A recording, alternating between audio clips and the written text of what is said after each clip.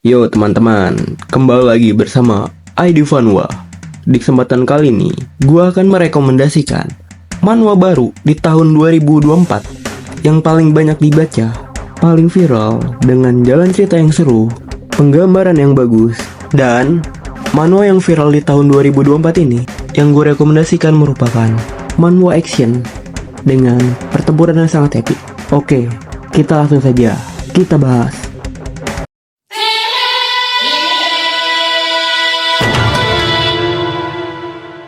Yang pertama, ada Killer Peter dengan 46 chapter. Yo, mari kita review.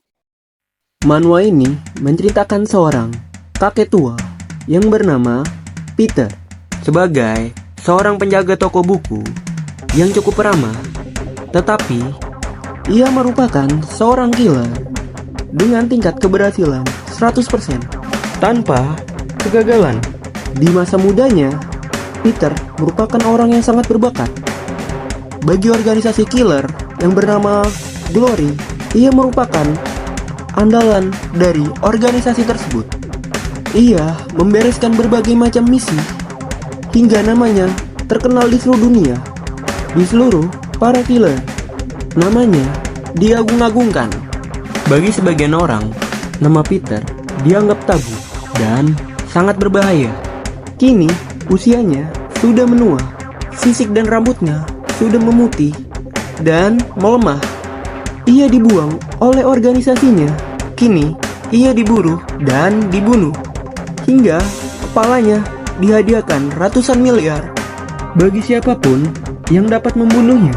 Manhwa ini mirip seperti cerita John Wick, versi dunia nyata, tapi ini versi manhwa. Pengenalan cerita karakter utama yang kompleks, tetapi sangat mudah dipahami, alur yang sangat cepat, tapi tidak berantakan, sehingga membuatnya manhwa ini sangat menarik untuk dibaca, dan penggambarannya sangat bagus. Permasalahannya sangat kompleks, tapi tidak membingungkan, yang membuatnya sangat menarik untuk sangat dibaca.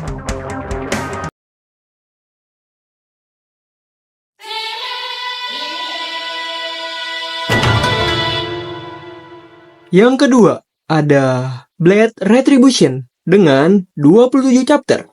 Yo, mari kita review. Manhwa ini menceritakan tentang seorang atlet profesional dalam bidang olahraga kendo yang bernama Yeshiho. Yeshiho sangat berbakat, bertalenta. Ia menyelesaikan pertarungan dengan lawan-lawannya selalu dengan kecepatan yang sangat singkat, yang membuatnya orang-orang sangat terpukau dengan kemampuan kendonya. Ia mendapat berbagai macam piala dan penghargaan. Tiba-tiba, ia memutuskan pensiun dan tidak mengangkat pedangnya lagi, membuat orang bertanya-tanya, kaget dengan keputusan yang ia buat. Ia berencana untuk membantu ibunya yang sudah tua untuk membuka toko kimbap. Tiba-tiba, pada malam hari, ia mendapat sebuah kabar yang membuat dirinya kaget. Ia mendapat kabar bahwa adiknya yang tinggal di Seoul telah bunuh diri. Semenjak kejadian itu, keluarga yang ia cintai mulai hancur. Ibunya yang mendengar kabar bahwa adiknya telah meninggal membuatnya stres, shock, dan akhirnya meninggal. Sejak saat itu, ia mulai mengangkat pedangnya lagi. Ia mengangkat pedangnya lagi dikarenakan ia tidak percaya bahwa adiknya telah bunuh diri, serta ia menyelidiki kematian adiknya dan mencari orang-orang yang telah membunuh adiknya, serta membalas dendam atas kehancuran keluarganya. Kisah dalam manhwa ini cukup tragis, alur yang cukup simple dan singkat, penggambaran yang lumayan bagus untuk dibaca, serta banyak adegan pembalasan dendam yang sangat epik, yang menurut saya menarik untuk dibaca.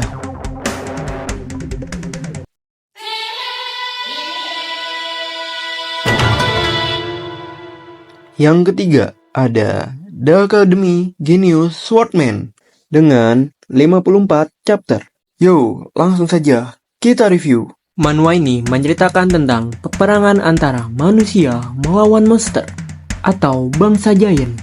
peperangan ini terjadi di Kekaisaran. Pihak manusia mengalami kekalahan.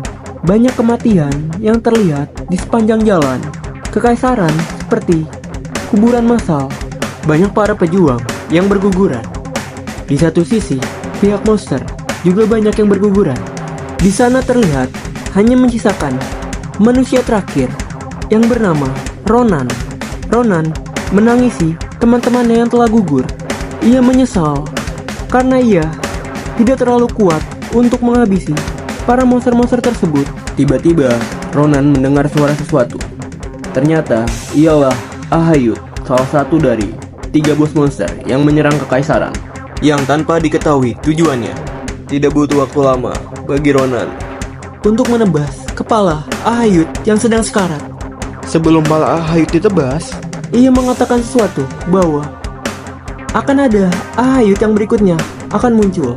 Setelah menebas kepala monster tersebut, Ronan telah diambang batas.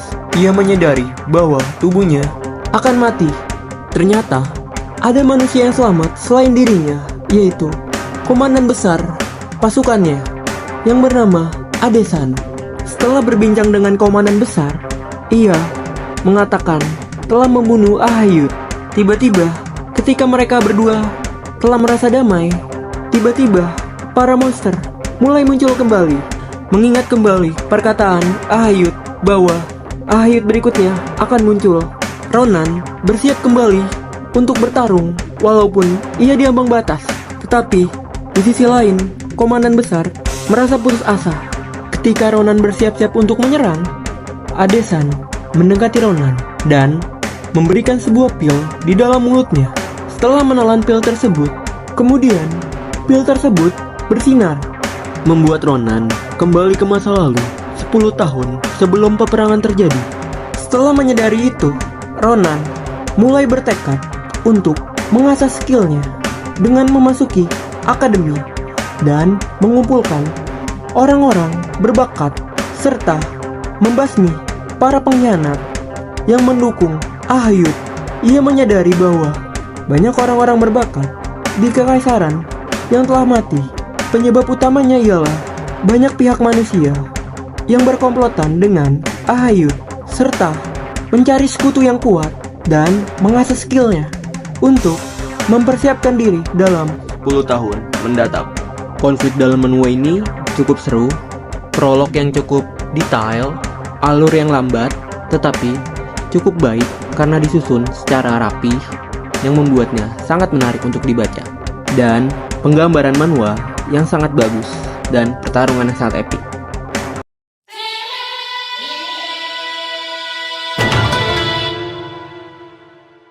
Yang keempat ada Magic Academy Genius Blinker dengan 24 chapter.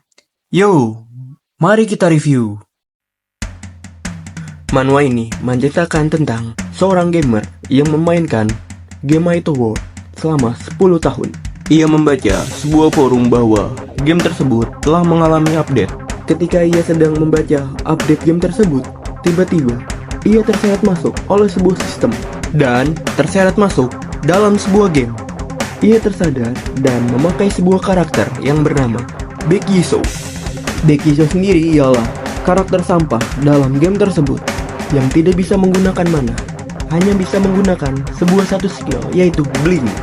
Ia mendapat sebuah perintah dari sistem yang menyatakan bahwa ia harus mencapai sebuah true ending, karena ending dalam game tersebut telah berubah.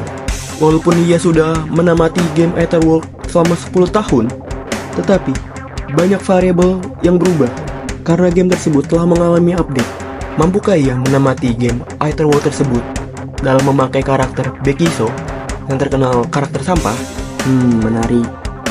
Manhwa ini cukup seru, menggunakan sebuah sistem seperti game. Ia memasuki karakter game. Alur manhwa ini cukup lambat, tetapi tidak boring dibaca. Sangat cocok dibaca di waktu santai.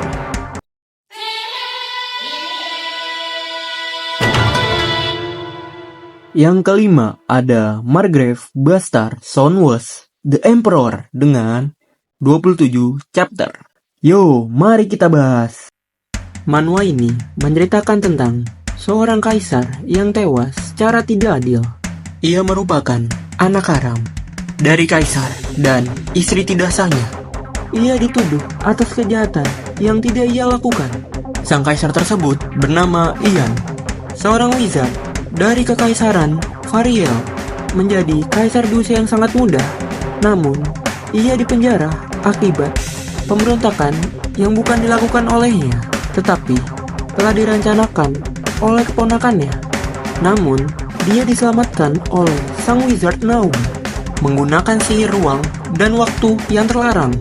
Sihir ini membawa Kaisar Ian menuju 100 tahun sebelumnya, merasuki seorang anak bernama Ian yang merupakan seorang bastard, sang anak haram dari keluarga Maghreb yang musnah pada 100 tahun lalu. Dan ia ingin kembali menjadi seorang kaisar, serta menyelidiki alasan dibalik sang wizard Naum menolongnya. Jalan manhwa ini cukup lambat, banyak plot twist atau adegan yang menurut saya kurang paham, tetapi sejauh ini manhwa ini cukup baik untuk dibaca karena chapternya baru sangat sedikit. Itulah 5 rekomendasi dari ID Vanwa. Jika ingin ada yang menambahkan, jangan lupa komen ya. Oh iya, jangan lupa juga subscribe dan like ya. Dadah, see you.